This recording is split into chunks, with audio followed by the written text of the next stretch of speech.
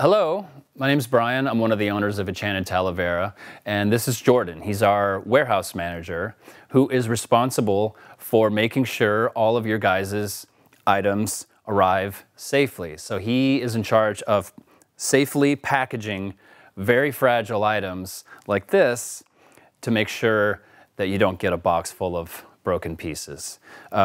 So Jordan, how would you even start to approach something like this? I mean, looking at her arms, they're very thin.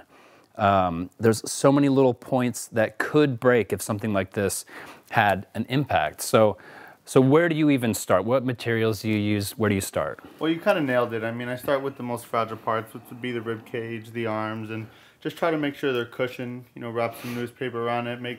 Just make a lot of cushion for any fragile part that might break easier. For something this big and heavy, I'll use about 3 to 4 inches of newspaper.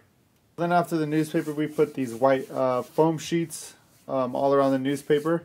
So after I cover the item in flexible foam, we will then add extra support with crumpled paper. And for heavier items, we'll use the crumpled paper to make coils to add extra support. So this video is to show you guys some of the more extreme examples. Not every package requires this much work, but something this large and seemingly impossible to ship safely, we thought it would be interesting to show you guys. So now you guys know some of the behind the scenes sort of things here at Enchanted Talavera, and we just thought that you would appreciate some of the hard work that goes into making sure that something like this that's hand painted and took, you know, a team of people down in Mexico, you know, upwards of a month to make a piece like this. How we can ship it to you guys safely without any breakage.